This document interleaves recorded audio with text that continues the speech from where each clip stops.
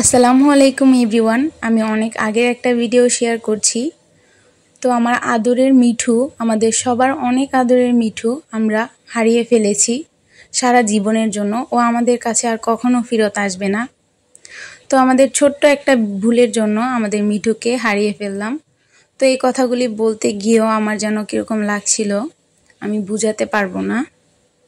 তো অনেকে হয়তো বা ভিডিওটা দেখে বলতে পারেন যে সাধারণত বিড়ালের জন্য মানুষ এরকম করে। তো যাদের কাছে পালিত জিনিস দামি তারা অবশ্যই বুঝবেন, যারা কিনা পশু পাখি পছন্দ করেন, ওদেরকে লালন পালন করেন, ওরা একদম বাচ্চার মতন হয়ে থাকে আর এদের জন্য এত বেশি মায়া থাকে কি বলবো। আমার শ্বশুর শাশুড়ি কখনোই বিড়াল পছন্দ করতো না। তো মিঠুকে আনার পরে অনেক যুদ্ধ করে আমি আর আমার হাজবেন্ড ঘরের মধ্যে রাখি। তো আস্তে আস্তে থাকতে থাকতে তখন আমার শ্বশুর শাশুড়ি ওকে এত বেশি পছন্দ করলো, ওকে ছাড়া ওনাদের এক মিনিটও সময় ঘরে বসতো না। ও যদি বাইরে চলে যেত তাহলে ওকে খোঁজাখুঁজি করতো। তো আমার মিঠুটা এই সময় অনেকবার চুরিও হয়েছে, মানুষ চুরি করে নিয়ে যেত, কারণ ও দেখতে অনেক বেশি কিউট ছিল মাশাআল্লাহ।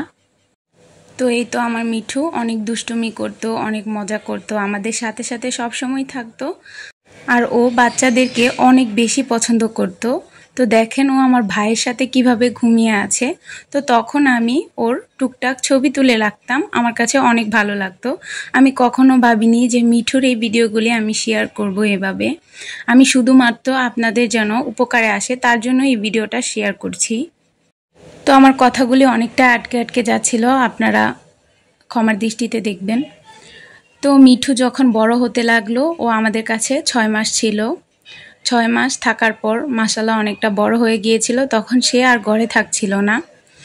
তো সে মরে যাওয়ার আগে একদমই ঘরে থাকতে চাইতো না। তো একদিন আমার শ্বশুর শাশুড়ি নামাজ পড়ছিল ভোরবেলা। তো ভোরবেলা নামাজের সময় ও সব সময় ঘরের মধ্যে আসবে, এসে ও ডিম খেত আমার শ্বশুর শাশুড়ির সাথে, সিদ্ধ ডিম ও অনেক পছন্দ করত। তো এটা হচ্ছে মিঠু মরে যাওয়ার আগের দিনের ছবি। তো ওর মুখে অনেক ময়লা ছিল, তখন আমরা ওকে আটকে রেখেছিলাম, সে কুলবালিশ ধরে শুয়েছিল, তখন ছবি তুলেছি। কতটা মায়াবী সে দেখতে, কতটা সুন্দর ছিল মাশাআল্লাহ। তো সেদিন সে নামাজ পড়ার সময় এসেছিল ঘরের মধ্যে, এসে আবার চলে যায়। আমার শ্বশুর শাশুড়ি তাকে ধরেও রাখতে পারেনি। তো এদিনেই তার শেষ আশা ছিল ঘরের মধ্যে। তো ঘরের থেকে বের হওয়ার সাথে সাথেই তাকে কুকুর অ্যাটাক করে, তারপর সে মারা যায়। তো আমরা যদি জানতাম আমাদের মিঠু আমাদের কাছে আর আসবে না, তাহলে আমরা কখনোই তাকে বের হতে দিতাম না, যত কষ্টই হতো তাকে আটকিয়ে রাখতাম। তো আপনারা সব সময় আপনাদের পশু পাখির উপর নজর রাখবেন, ভালো করে যত্ন করে রাখবেন।